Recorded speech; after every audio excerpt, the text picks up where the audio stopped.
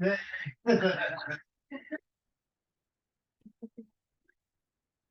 losing it. Not related to this. I sent you the CTAC the agenda and I put the staff report in there. So it's ready to post? Should, well, we just gotta do the PDF of them and then read, yeah. But I think that's good to go. Thanks. Mhm. All right, every day later. It's okay.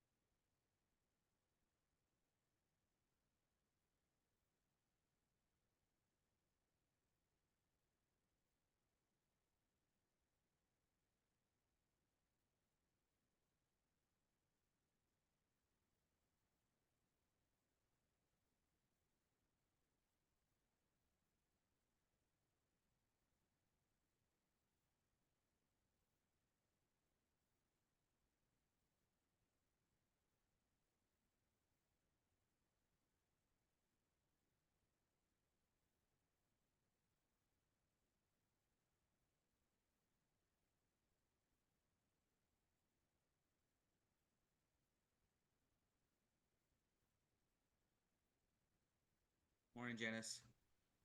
Good morning. Can you hear me? I can. Also, happy belated birthday. Thank you. Did you have a good weekend? Yeah, it was really nice. The kids, all my kids and grandkids came over, and we decided they just brought dinner and cooked it. So we've gotten so large that it's kind of too much to try to get everybody in a restaurant. So we just did it at my house and it was pandemonium and wonderful. Yeah, restaurants are a bit tough. Yeah. Last time we went to a restaurant, all of us together, it was so loud. I felt like I didn't really see or talk to any of them. So, all right, I'm gonna make you host so you can do the live stream. I'm gonna at some point share Barb's slide. Okay. But that's further in the meeting. At that point, I don't think anybody will be still coming in, but if you just keep an eye while I'm sharing my screen, just keep an eye and make sure nobody else comes in. Sure, I can do that. All right, so you're host now. I'm going to hop over to the minutes, and I won't be able to see this screen. So if people start to come in, if you could let them in, I'm going to get my minutes document up and ready. Okay, I'll keep an eye on it. Thanks. Oh, here's come here. Let me take it first.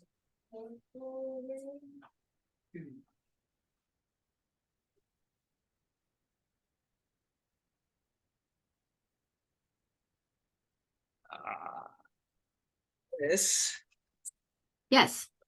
beautiful young lady. Oh, hi, darling. Look, good morning. Can you say hello? Hey.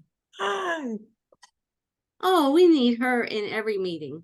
We just Everywhere she goes, everyone's like, "Oh my God, she's so cute." Are you having fun? You having fun? She's finally gotten comfortable with me and used to me and everything too. So that was the main part of this. Oh, well, that's great. How's the vacation going? The first a while is like she actually sits here, hold me, and be with me and everything too. Uh-huh. I'm gonna take her back home. She's precious. Bye.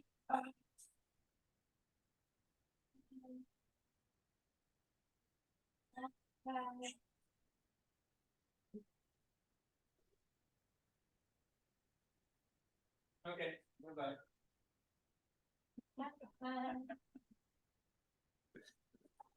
Yeah, so I've been just kind of making sure I get some time with her, and she's actually a lot more comfortable now. And, so before she wasn't all kind of close to me.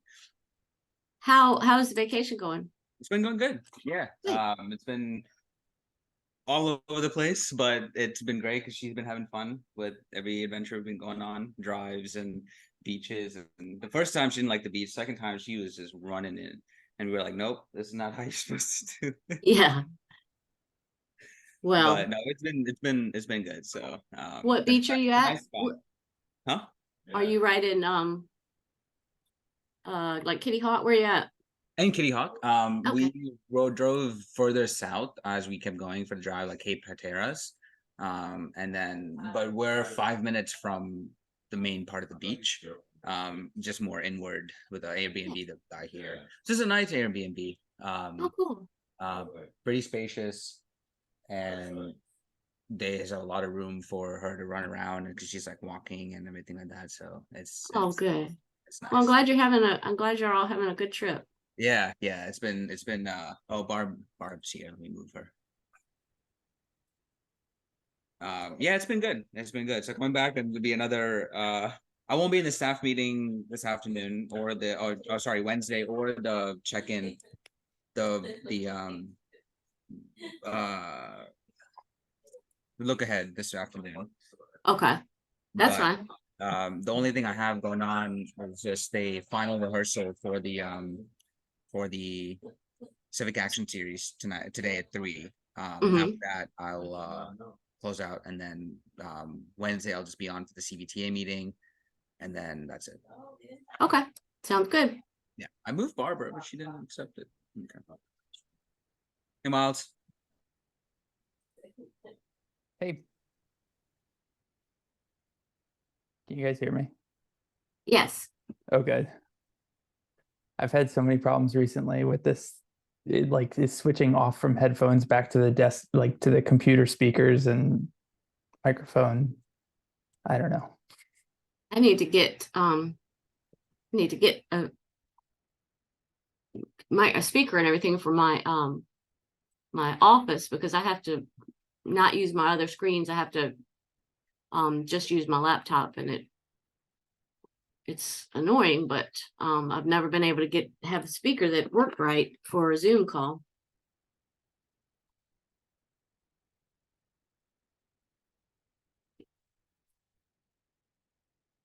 All right, so people should be coming in here soon now, but I'm going to go over back again to the minutes, so I won't see them for a few minutes.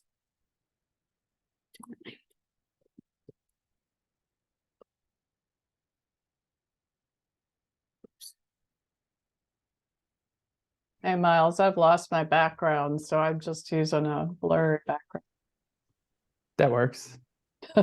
I never switched to the TPO or the CVTA ones anymore. I just have kept it on Plan RVA always. Yeah, I don't know so. where mine are, but they're not there. So I'll find them later.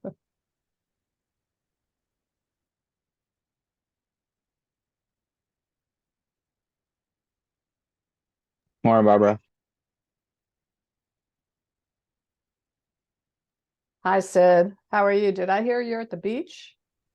Yes, I am in Kitty Hawk, North Carolina right now. Oh, beautiful day to be there. Yeah, well, earlier this week was tough because of the hurricane warnings. They had the red flag up Yeah, for 3 days this weekend, so it was tough to go out, swimming.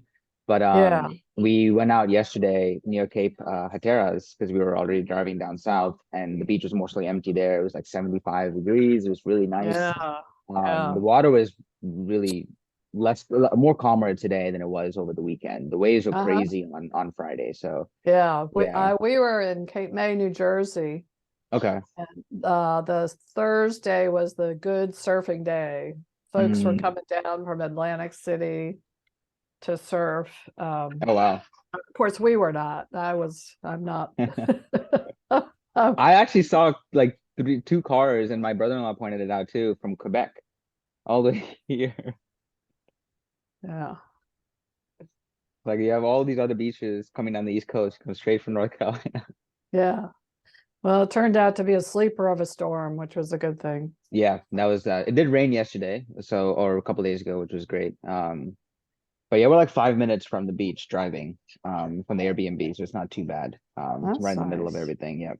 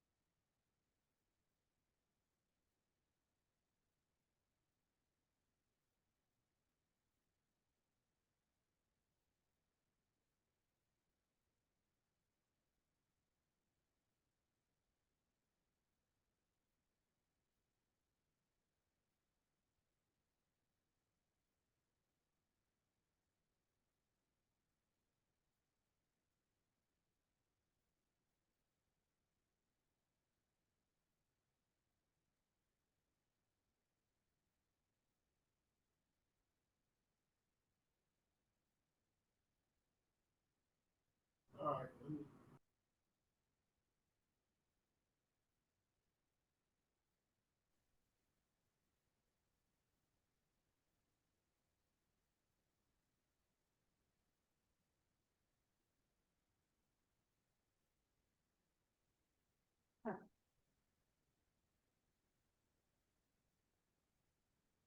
morning, everyone. We're waiting for a couple more people so that we will have a quorum.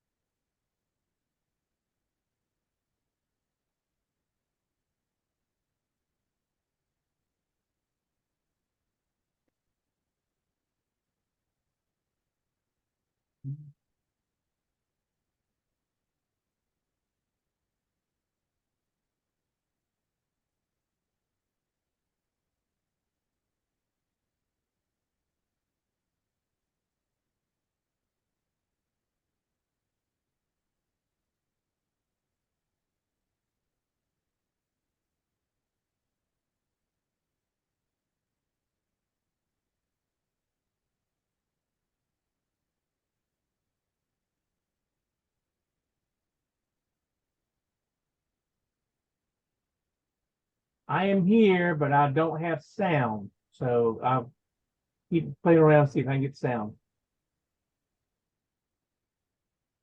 Okay.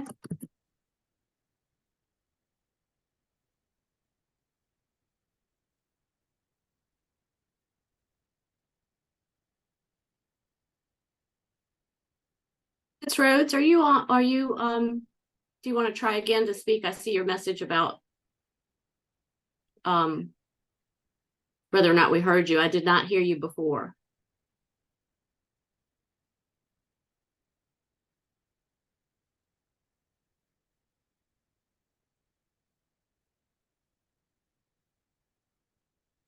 I'm now hearing you, Mr.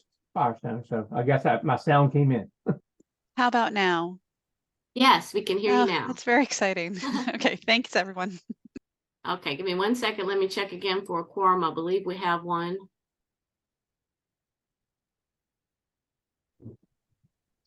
Janice, this is Diana Clark. I'm here, Richmond. Okay, great. Good morning. And we do have a quorum. Sid, if you're ready to start the live stream, Chair Vidunas, we can start whenever you're ready.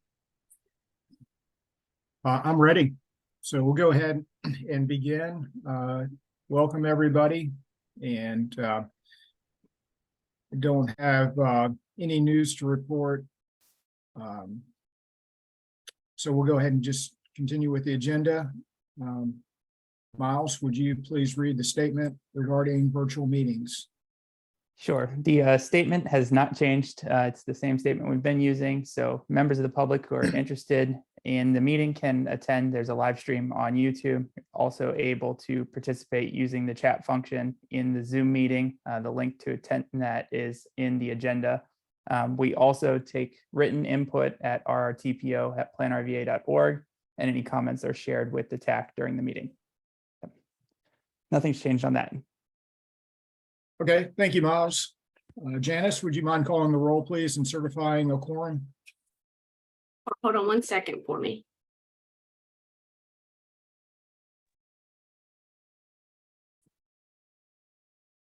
Okay, Town of Ashland, Miss Amos. Here. Charles City County, Mr. Mitchell. Here, Chesterfield County, Miss Smith. Miss Walker. Here. Goochland County, Mr. Goyne. Mr. Coleman. Hanover County, Chair Vidunas. Here. Henrico County, Miss Smidler. Here. Mr. Yor. New Kent County, Miss Inman. Here. Miss Leduc. Powhatan County, Mr. Cirillo. Mr. Shardine. City of Richmond, Miss Clark. Here. Capital Region Airport Commission, Mr. Rutledge. DRPT, Ms. Dubinsky. Mr. Here. Wagner. Oh, thank you. GRTC, Ms. Robinson. Mr. Robinson. Here. Plan RVA, Mr. Bushing. Here. Ride Finders, Ms. Tisdale. Mr. O'Keefe. Here. RMTA, Ms. Simmons. VDOT, Ms. Rhodes, Here. and Ms. Mueller. That concludes the roll call for attendance, and we do have a quorum. Thank you, Janice. Next item is consideration of amendments to the agenda. Do we have any amendments to today's agenda?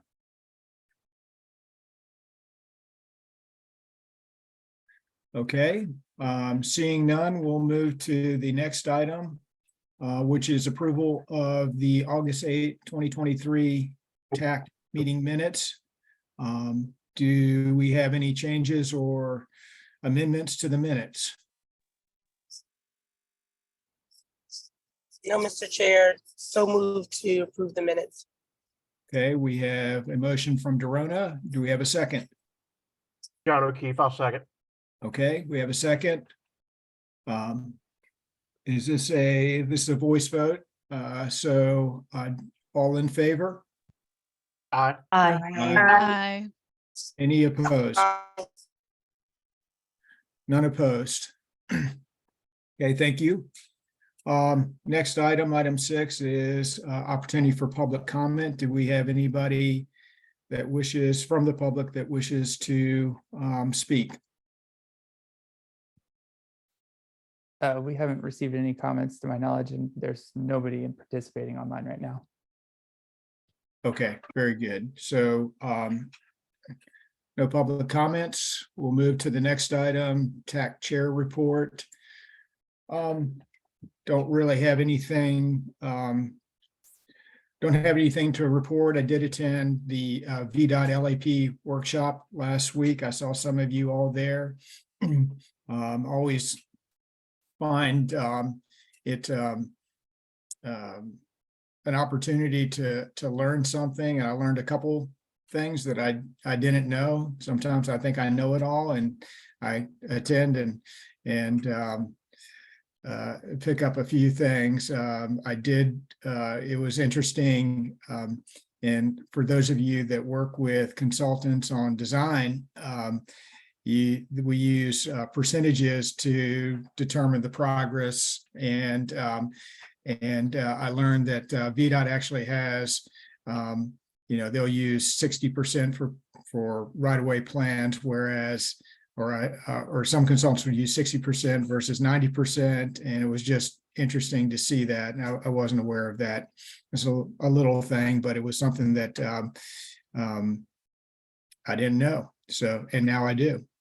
Anyway, enough of that. We'll move on to more important things like the tip. So Miles, would you present this item, please?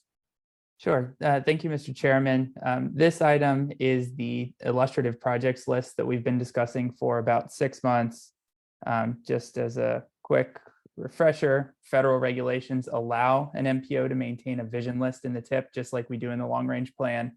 This is outside of the financial plan, so it's unconstrained. So there are no impacts to our financial plan or to conformity from having this list. It's basically just the MPO's endorsement of additional projects that we would wish to implement in the near term if we had money. The intent on putting this together is to have a standing list of endorsements for discretionary grants and earmark applications, since they all ask about whether the project's in the tip. This is sort of an in-between step, since we don't put projects into the tip that can't be funded. This is sort of an in-between compromise, still allowing it to be in the tip, and we can point to it without being in the constrained portion. All the projects that are listed in this section are required to be consistent with the LRTP. That includes the vision list in the LRTP, because again, this is intended to support discretionary funding, which is not included in that financial plan either. Last month, we presented you with a list of projects that was drawn from previously endorsed discretionary grant applications. And we asked the localities to review and add any projects that we might have missed. From the revisions, Chesterfield and Henrico provided updates to the estimates across the board. A lot of those were drawn from old planning level estimates from several years ago in the LRTP, so they weren't up to date. We had one additional Chesterfield project that hadn't been captured, but is going through a grant cycle right now. We did not, and we received multiple questions about this, we did not include any projects that had only been submitted for smart scale only. And the reason that we didn't include those is that those applications during the smart scale process, we have to endorse anything that's going to go on the COSS, the corridors of statewide significance, and anything that's not already listed in the constraint plan. So we're going to be providing an endorsement resolution for all of those projects anyway. We can just cover it at the same time. It's already built into that process. So the action that we're asking for TAC today is that TAC should recommend approval of the requested amendment to the FY 24 to 27 tip to create this illustrative project section. And the tip blocks are included in your agenda as attachments. This would be added as sort of a third section after the ungrouped projects, the group projects. Then we have the illustrative projects with a brief introduction stating that these are not funded and we're supporting them for any discretionary applications to make sure it does serve as that standing recommendation. So with that, I'm happy to answer any questions. Mr. Chair, I have a question. This is Diana. Okay, Darona. Thank you. Miles, do you mind, because I took a look at the list. I know that Richmond had, was it like the Jackson Ward and maybe even the North South? And I couldn't remember whether it was on this type of list or was it the vision list? So we didn't include either of those projects because they have been awarded funding. So basically, these were the projects that have been unsuccessful in getting funding, and there's still a gap to be able to actually move them into the constrained tip still, whereas both of those projects have funding and are being incorporated into the tip or the UPWP as needed. Okay, thanks. I have a question. This is Chessa. Okay, Chessa. Hey, Miles, does this mean that if we were to get one of these grants that that the tip would be updated quicker?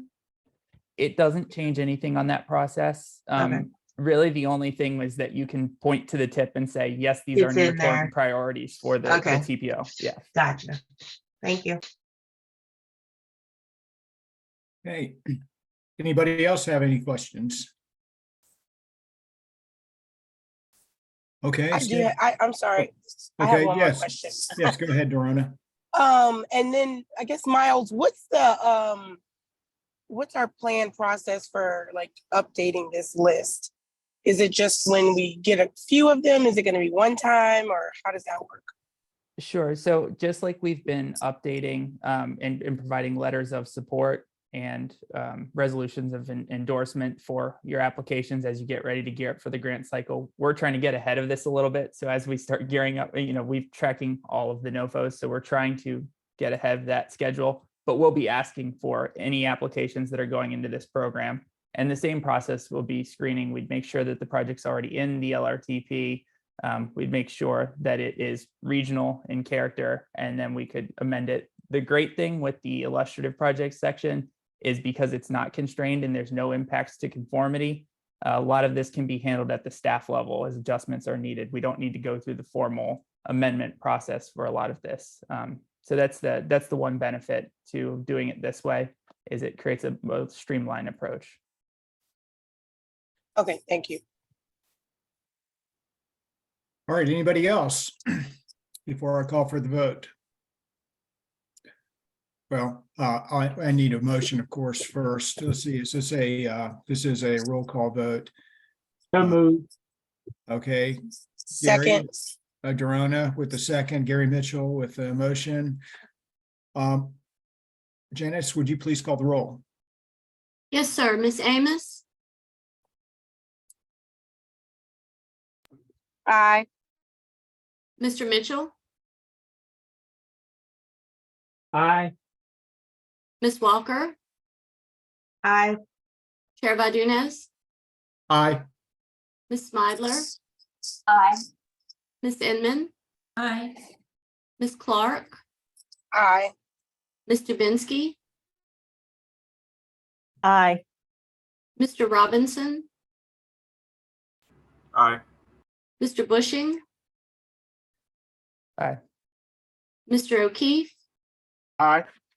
and Ms. Rhodes. Aye. Thank you. The motion carries. Okay, thank you for that. Move on to the next item. Barbara J. Cox is going to give us a presentation on some rural public transportation options. Thank you very much, Joe. I'm happy to be with you here this morning. I'd like to refer you to page 15, I believe it is, in your agenda packet for kind of a summary of where what I'd like to touch on this morning. I think many of you were at the TPO meeting on the 7th of September. We had an excellent presentation by Tiffany Dubinsky about some alternatives for serving the rural or smaller jurisdictions, those that are outside of the fixed route GRTC network. And I think that was really, it's been discussion over the summer by many of our smaller jurisdictions because they are yearning for alternatives even to microtransit or different innovative ways that they can really serve their constituents, whether it be just for medical or for all trip purposes. And I think Tiffany's presentation did touch on some other options, the Shengo program in Shenandoah, Afton Express, Bedford, Otter Bus, Lynchburg Microtransit, and then some case studies that they've looked at with Mountain Empire, and of course our own approach in Hanover County, which I think has been so successful that we would like to make sure we don't lose sight of, because that really does set a good model for us all. But we wanted to take it a little bit further, get into I think the direction that the TPO has given us is to use this direction that we have set with DRPT with their presentation to develop recommendations on the best use of the programs covered in the presentation in order to provide a sustainable and a physically constrained public transportation service that could serve potentially the entire Richmond region. So our recommended action would be to ask you to consider appointing members to a reconvened public transportation work group to study the question and provide a recommendation to the full TAC. At such point, there are opportunities for future funding, not only for, of course, for supporting operations for a specific service, but also for the planning and technical assistance that would be required to explore some more innovative and sustainable ways of providing this transportation. So that is what I'm asking for you to consider today, and I would we'd entertain any questions you may have. Thank you, Barbara. I have a question. How many members and kind of what's the composition do you foresee for this working group? Well, I think that is, from the standpoint of what the public transportation work group has consisted of, it was generally all of the jurisdictions were represented. That is subject to your discussion and consideration today. If it would just be the smaller jurisdictions that would continue on through this more intensive period of study for looking at alternatives. Yeah, Mr. Chairman. Okay, I guess. Yes, Amy. I do think it's probably helpful to have the rural jurisdictions be the primary participants, similar to the working group that came together for the trail, you know, that was really the larger jurisdictions. This might be an opportunity for us to get together and really talk about what our needs are, because they are unique. So I would recommend that we kind of keep it to that group. And if others want to participate on that, that's great. But I do think it's important that the rural jurisdictions participate in this, because that's who we're hearing from on the TPO board. So I think you and I might be the only ones here today, and Mr. Mitchell that might fit into that category. Okay, Agreed. And Mr. Chair, this is Diana. Yeah, I totally agree that I think the rules should definitely take the lead.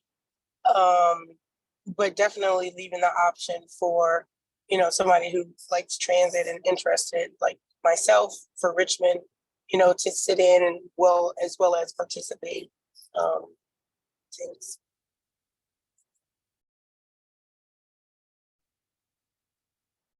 okay, so I guess the action calls for convening the committee. Would we actually select those participants with this action, or is this really just first step, just agreeing that we would convene a committee to look at this, or a work group? I think we're asking for you to, you know, to reconvene a committee, and whether you want to take it as far today as appointing specific people to serve on that committee, or just leave it at just the rural jurisdictions would be the primary members of the convened committee. I think whichever way you want to go. I might recommend, Mr. Chairman, that we keep it to the rural jurisdictions and let the rural jurisdictions appoint people. And whether it's the TAC member, or if they have somebody else that might be more involved in it, you know, let them kind of put forward their person. Yeah, I think that makes sense. And just to clarify, if we're talking about the rural jurisdictions, we're talking about everybody except for Richmond, Henrico, and Chesterfield. Correct. And Dorona, you did mention that you agreed with the rural jurisdictions being the primary participants in this, but your interest and expertise and transit could be of value as well. So Yeah, I would maybe, can we do like, Mr. Chair, if we could do maybe like the rules are required for this convening and the large are optional. And then like Amy's saying, like if the optional locality wants to put forth the name to be on it, but we don't want to, you know, take away too much that this working group also kind of does work with the overall GRTC plan annually. So, you know, just thinking about, again, not changing the structure too much that is not effective when we need it another time. Okay. I see Mr. Sharon. Chair, this is, oh, sorry, go ahead. I'm sorry. This is Sharon with Yes. Henrico. I agree with Diana. I think it would be nice to have an optional participation and to keep the structure the same. Of course, have the rurals take the lead given this topic, but Henrico would like the option to participate along with the city. Okay, thank you, Sharon. Jess had her hand up, then John. Thank you, Mr. Chair. Yeah, I concur with the approach with the rules taking the lead, and we'd also like to be on as optional, as we have much of our county is very rural as well. So we would like to learn about other solutions that may in the future apply to some of our rural areas as well. So that sounds great. Okay, John. Thank you, Mr. Chair. I just wanted to let you know that Ride Finders would like to also be part of this work group, as we do a lot of the rural commutes as well as within the larger counties in the city. So we definitely like to be part of this work group if we could. Thank you. Well, Mr. Chairman, I think I would like to make a motion that that we move forward with having the rural localities take the lead on this, and that they are required to attend this work group meeting. And any of the other jurisdictions that would like to attend to participate on that they're welcome to do that.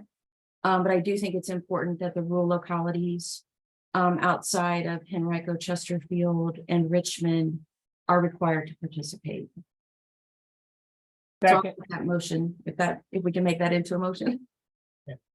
I'll second. Okay. Discussion, Miles has his hand up. Sure, just to clarify on the motion, does this also include DRPT and GRTC for advisory purposes as needed? So I think advisory, yeah, absolutely. I think it's a good assumption. Mhm, yeah. We'll coordinate with them. Yes, please. Okay. Any other comments or discussion before we take a vote on this? I guess one other point of clarification, and this isn't necessarily part of the motion, just more for discussion. We have Bay Transit that does a great job for us and Charles City. So we will most likely want to bring them into the conversation as well as GRTC.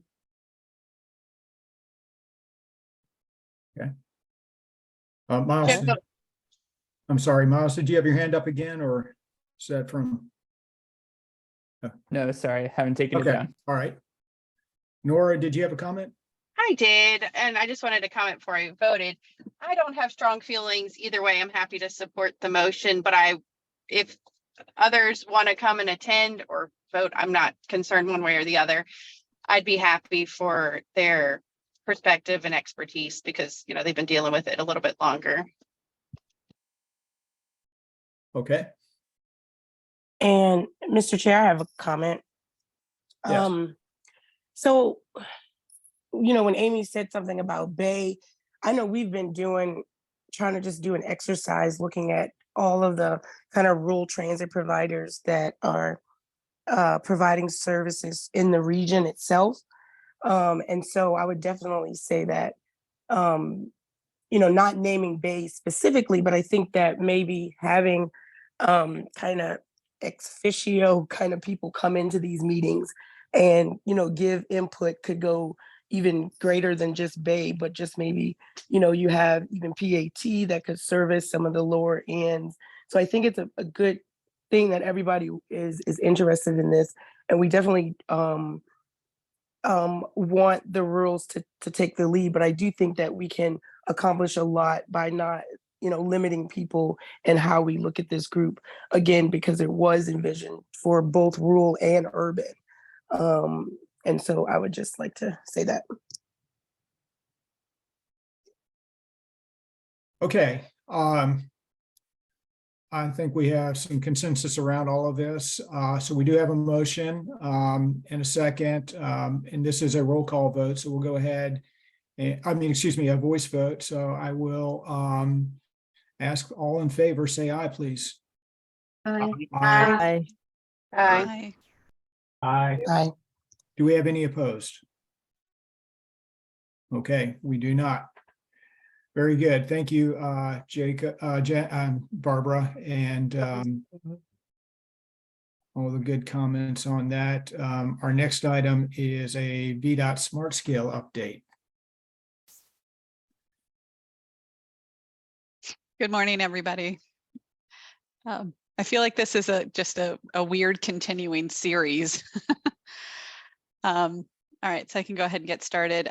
We had a lot of changes over the summer, and then the CTB took August off, and actually tomorrow we're going to pick back up on where Smart Scale is headed and the changes.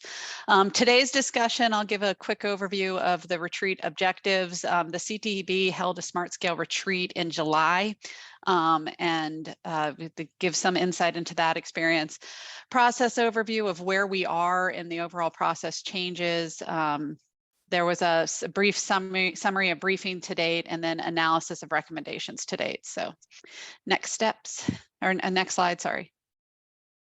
Okay, so here's where we are with the various changes. And I think right now we're looking at 7 to 8 changes that are being discussed as part of the overall process update. The first is a change to application cap limits. We've discussed this previously. Current limits are 10 and 4. The floor that's being discussed, so the lowest change that's being considered is taking 10 and 4 to 5 and 2. So that is being discussed. The number of applications, like the amount being reduced, is not solidified, but I would just expect that there is a reduction in application caps coming. So for general awareness. The other dynamic going on with application limits is right now there's 2 tiers to it. You are either a large or a small. Large currently gets 10, small gets 4. We're likely to see some additional stratification with that. So instead of seeing, I mean, I mentioned the 5 and 2 caps, it might be 5, 3, 2. Or we might see just some more opportunity there on that front. Readiness changes, as with when I presented to you all in June, or maybe it was July, the readiness of how, what the readiness changes are going to look like. The how piece is still not super clear, but we do know that readiness will be heavily streamlined, and it's moving towards a more proactive approach. So one of the key features of that is pre-applications are likely not going to be conditionally screened in anymore. They're going to be conditionally screened out until certain readiness checklists are achieved for the potential project. And then last but not least, there's discussion about tying consensus funding decisions to performance in delivering projects. There is very little information on how this would work, but where this would fall into place is on odd years, the Smart Scale scores come out in January, and that's by code. And from January until May, the CTB members developed the consensus scenario. Performance in delivering projects would come in during that time frame to help inform the CTB members' decision. How that would work, how much it would help, what the information would be, we have no details about this at this time. There may be more coming tomorrow. It is an agenda item for tomorrow's CTB meeting, but at present we have pretty limited information. So next slide. Okay, so we have 2 major changes likely coming down for the HPP funding. The first is project type eligibility. HPP projects, we're going to start seeing a tighter definition of what those projects look like. By code, HPP funding is intended for projects of regional or statewide significance. So there's a push in the redesign of the program of the Smart Scale process that would push projects more towards larger scale, regionally significant projects. The second change coming to HPP is the elimination of step 2 in the allocation scenario process. The step 2 is probably one of the more challenging steps, but step 1 is, of course, allocate DGP by Smart Scale score, so allocate the district grant funding. Step 2 is to fund projects that would have been funded with DGP but weren't eligible, so they're funded with HPP. That step would be removed from the allocation scenario. Current talk of how the allocation scenario would work is that DGP step 1 stays the same, and then HPP step would be a sorting by Smart Scale or sorting by benefit score. We've seen both sorts in previous rounds of Smart Scale, but it's unclear how HPP would be sorted as the allocation scenario with the removal of step 2. So those are the 2 changes for HPP. Next slide. This is just a little more detail about the project type eligibility and where we're pulling the definition of this project types. You can see new capacity highway, managed lanes, new and improved interchanges. So much larger scale projects would be the aim of tailoring the HPP funding. Next slide. Okay, so we have 3 scoring changes that are under consideration. The first is the like I said, somewhat of a simple one, and we've seen the pendulum swing on this a few times. Congestion benefit would be scored based on 10-year, or congestion benefits would be analyzed based on congestion analysis 10 years in the future. Rounds 1 and 2 were actually a more proactive congestion approach. In round 3, it switched to congestion being today's congestion standards. And so we're just seeing the recommendation swing out back to a more proactive approach for congestion scoring. Next slide. Okay, economic development. There is very little on the changes that would be happening to the economic development scoring factor. This will be presented for the first time publicly at tomorrow's CTB meeting. The OIP engaged VEDP to develop a more forward-looking methodology. So we do know there's a goal to be more proactive. But we're not sure on any of the specific details at this time, so more to come on that particular scoring change. Next slide. Okay, one of the more solidified scoring changes is the changes to the land use factor.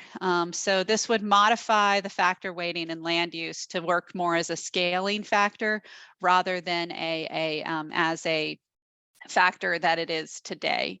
So land use, the land use factor is the only scoring factor that is not tied to the scope of the project in any capacity.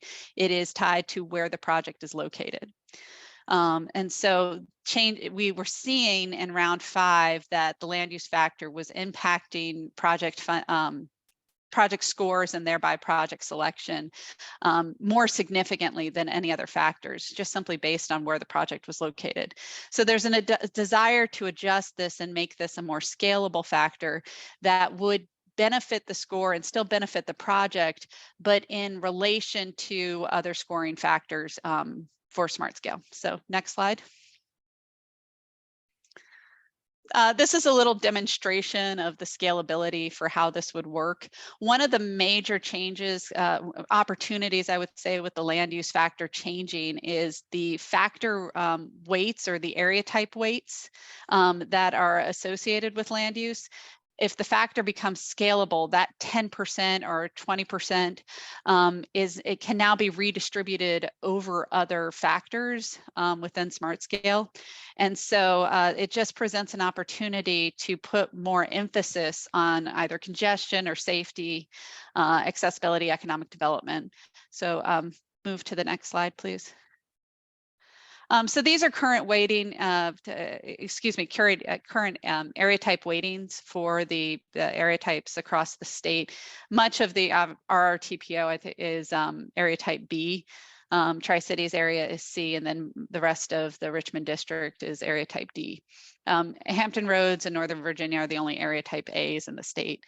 And so you can see the 4th column in land use, and so those percentage points would be available for redistribution among the other factor areas. Next slide. So there is a staff weighted recommendation for where those percentage points can end up based on area type, and so you can see the bottom table is what's being suggested of where to redistribute those points. And for the major focus coming out of the staff recommended weighting is, of course, putting the points on some breakout of safety and congestion. Next slide. Okay, so where we are in this process. September, they're doing the retreat, as I said, tomorrow's CTB meeting. So there's the retreat summary, and then some additional items are coming in that are of interest. We're going to learn more about the project performance approach and the economic development approach. So those are going to be major items that come up at tomorrow's meeting for discussion. The final draft of recommendations is going to be presented to the CTB in October. And so we'll have a look at the sort of holistic look of what is intended for change to the smart scale process will be presented at that time. November is going to host a virtual town hall. More information on that virtual town hall will be presented tomorrow at tomorrow's meeting and how that can move forward. I will say, if you have comments or questions or anything at this time, please get them to me and I can send them up appropriately. I have been, getting information from the Tri-Cities MPO that we are working on getting submitted as well. So there's an opportunity to speak now. You don't have to wait until the town hall. And then December, of course, is when the policy is adopted. That's pretty much on brand with Smart Scale. We typically adopt new policies in the December timeframe. And so that's when we'll know what we're dealing with for round 6. And then, of course, March 1st, 2024, pre-applications open for round 6. So it's coming faster than I think any of us want. But yes, that's where we are on the Smart Scale review process. So I can take any questions.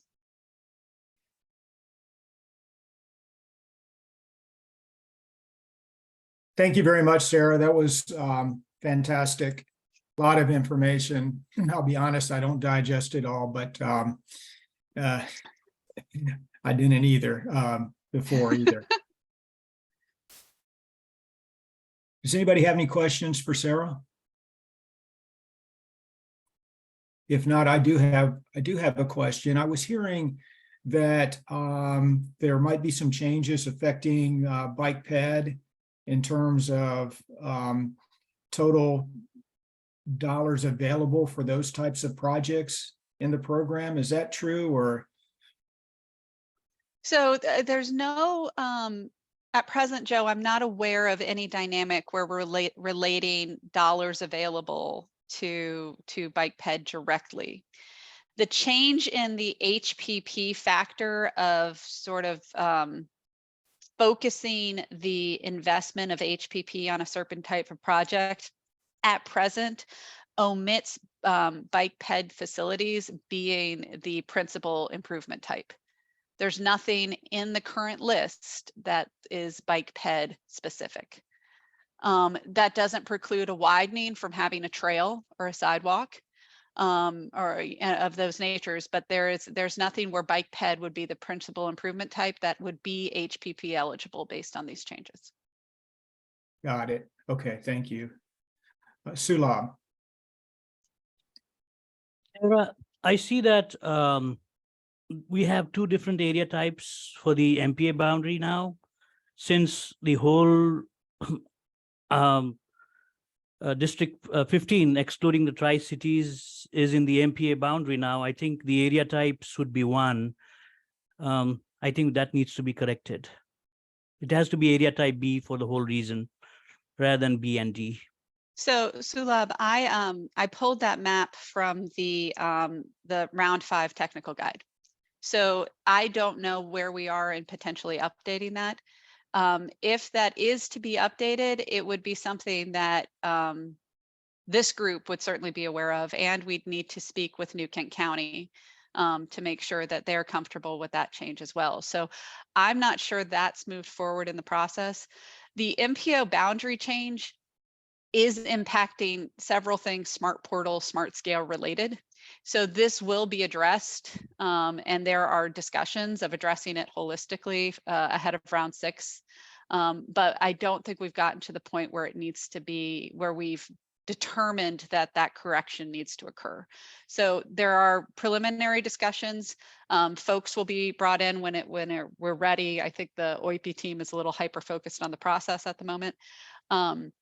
But then we'll hopefully get those things ironed out well before the opening of round 6. Yeah, thank you. Chessa and then Sharon. Hey, Sarah.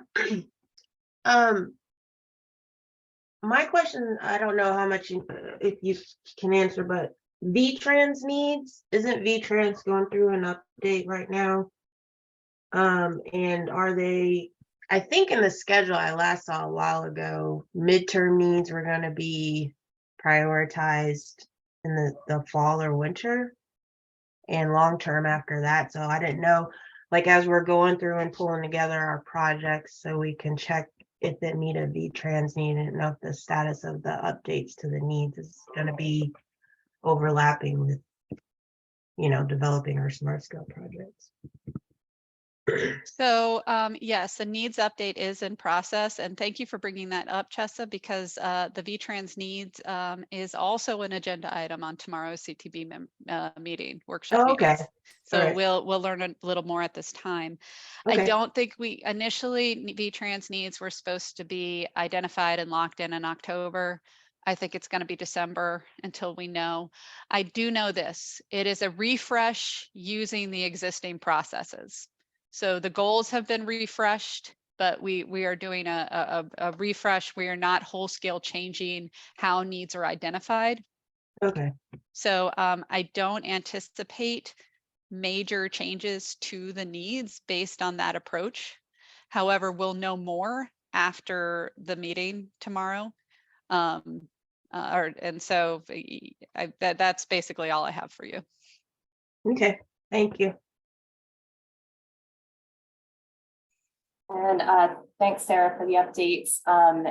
Does adjusting the high priority project types eliminate the eligibility of local or commuter transit routes for smart scale? So the HPP adjustment does not include local or commuter transit routes. It has fixed guideway and major rail service. Okay, and so the local or commuter transit routes would not, I guess if they just stay within the jurisdiction, that would be I guess the definition of local or commuter transit routes, or I don't know, I can look that up. Thank Yeah, you. I will. You're right. The definition is in fact murky. For example, the BRT and BRT extensions would still qualify for HPP.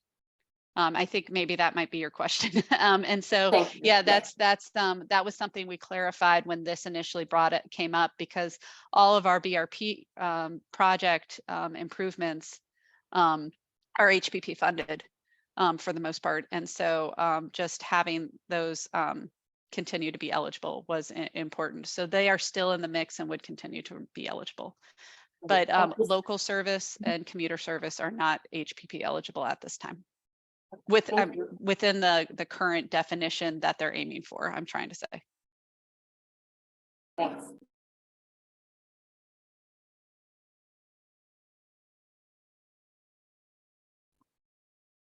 Okay, thank you again, Sarah. That was fantastic. So we'll move on to our next item, which is Miles, you're up again.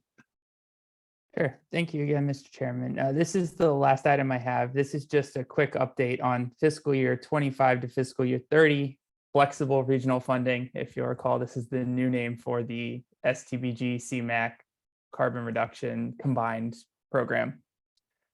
So we have a draft schedule. It's in your agenda, but basically the most important things to highlight: applications will open next month, and it'll be a 1-month application window. So October 2nd until November 3rd. We'll have project presentations through the middle of November, clarify any questions we have on the applications. Scoring through the end of the calendar year. Our goal is to bring the January TAC meeting, the draft priorities, so prioritized list of existing and new projects, use that to develop the allocations plan by February, and TPO approval by March. This is compressing the schedule a little bit. Usually we've been hitting in April or May approval. We're trying to get that done a little earlier this time so that we can line up with Smart Scale. So as we go into the pre-app process, you'll have a good idea of what leverage would be available for any of those applications. The other big thing to highlight from the staff report is the estimate of available funding. So this is obviously a snapshot. These numbers are going to change once we have updated budgets, but this is where we were this summer when we took a look at it.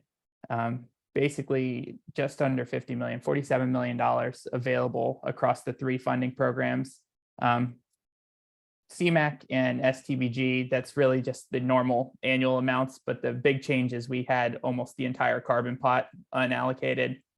So that's adding a big boost to what we normally see. So quite a bit of funding available to support the projects. I think this is an opportunity to leverage for Smart Scale or get a lot of other projects that are done that aren't going to go through the Smart Scale program. So we are looking forward to quite a few applications this year. But we wanted to make sure you had this information and the schedule available. Essentially, as soon as you wrap up your CVTA applications, we'll be opening the TPO application window. So I'm trying to run both these processes together somewhat concurrently. So happy to answer any questions, any other details on this. Any questions about this item? Okay, thank you again, Miles. So our next item are transportation agency updates, beginning with Tiffany. Good morning. So I have only 2 items for this morning. I think I've been mentioning at the policy board meeting that we held our grants recipient workshop on August 11th. I do encourage everyone that wants to get more information about how grants are administered once we award you, whether it is technical assistance, demonstration, or any of those different grant programs. We do provide a pretty good overview about all the requirements from like reimbursements and then just kind of tracking your grants over time. So that is available on our DRPT website and our YouTube page. The other opportunity I wanted, or update I wanted to provide is that if you sat in on the policy board meeting, I did mention TRIP, our Transit Ridership Incentive Program. We will be opening a mid-cycle grant opportunity that will be launching pending CTV action tomorrow on the revised policy, which will introduce 2 new funding programs or project categories under TRIP. So as you all know from my presentations, there is the zero and reduced fare category as well as regional connectivity. CTB will be reviewing new eligible project categories. One will be public safety and the other will be passenger amenities. So public safety can include cameras. It can also include kind of training programs, de-escalation, things of that nature. Passenger amenities can also include bus stop improvements and maintenance facilities, more capital related. So once we get approval on that, I'm crossing my fingers, we'll be able to send out information on that later this week on the opening of the mid-cycle opportunity. This will be in conjunction with kind of lining up with December action at CDP, and we will also be opening up the regular cycle for TRIP because we are carrying a healthy balance on that program. So I will provide information in my agency update document so that you can also look at the proposed legislation that's linked in the update. But if you have questions, if you think there might be a potential project that could qualify under that, please feel free to reach out and I'd be glad to answer questions. And with that, that's my update and I'd be happy to answer any other questions.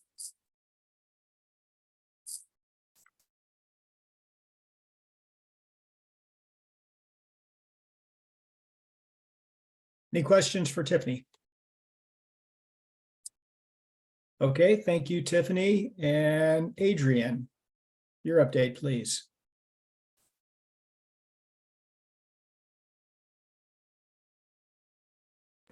I believe that will be me. This is Corey Robinson. With Oh, I'm the sorry, DRPT. Corey. I'm No sorry. problem. Yeah, I'm filling in and giving our agency update this time. So as far as an update goes, GRTC continues to deliver on projects and services that will have impacts across the Richmond region. Earlier this month, we opened the new downtown transfer station, which was the first off-street home for transit in the Richmond region. We also restored 15-minute service on weekdays to the critical arterial Route 5, as well as all-day Saturday service on the Pulse. We are also progressing towards an October 3rd presentation of the consultant proposed alignment for the North-South BRT study, and are making steady progress towards the launch of our link or micro transit service sometime in the fall. We're making progress on shelter and trash can installation throughout all of our stops, and we are currently in the process of repurposing several of the shelters from the former temporary transfer plaza to bring essential transit infrastructure to several new locations throughout the region. And that is all I have in the way of an update. I will take any questions. Any questions for Corey? Okay, thank you, Corey. Next up, John, Ride Finders update. Thank you. We began the data collection and the preparation for our FY24 audit and FY23 annual report that is due on October 1st of 2023. We're in the process of meeting with Foursquare ITP regarding the Ride Finders 5-year strategic plan. We've shared many of the announcements on social media from the counties, and including, Chesterfield, Henrico, as well as some from VDOT and, RVA Bike Shares program. We've participated in Elohim's Christian Church Outreach Community Center's community event day in Henrico County, provided employer outreach efforts for our commuter assistance program for the strategic plan. We've met with DRPT for our monthly meeting to focus on the carpool pilot program. And then last but not least, Ride Finders was recognized by the Association for Commuter Transportation Chesapeake chapter as its organizational member of the year. And with that, that is the update I have for Ride Finders, and I'll be glad to take any questions anyone may have.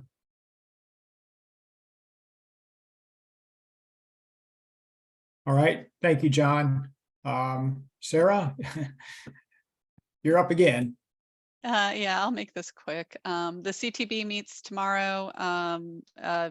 Several major items on the agenda, but I would just make a note that Smart Scale and VTrans are going to be discussed, and they're probably going to be pretty significant discussions. So if you can make the time, or I will provide a summary in the not too distant future.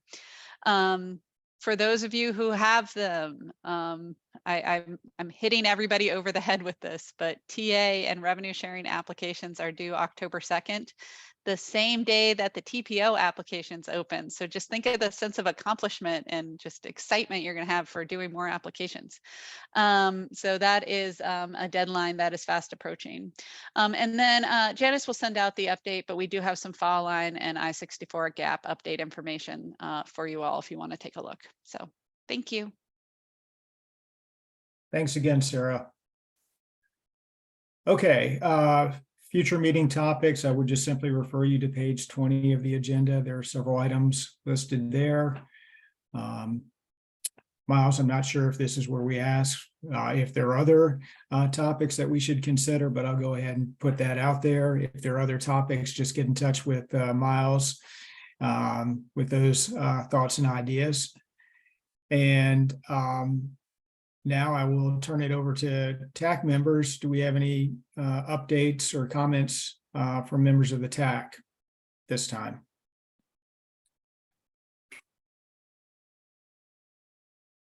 Okay, our next meeting is scheduled for October 10th, 2023, 9 a.m. I will not be here. I will be traveling, and so hopefully having a good time. So Gary, I think it will be your job to run the meeting next month, and I know you'll do a great job at that. Thank you. And with that, we are now adjourned. Have a good day. Thank you. Thanks, Joe. Thanks. Thank you. Thank you. Have a good day. Okay, good day, everybody. Thank you, Miles.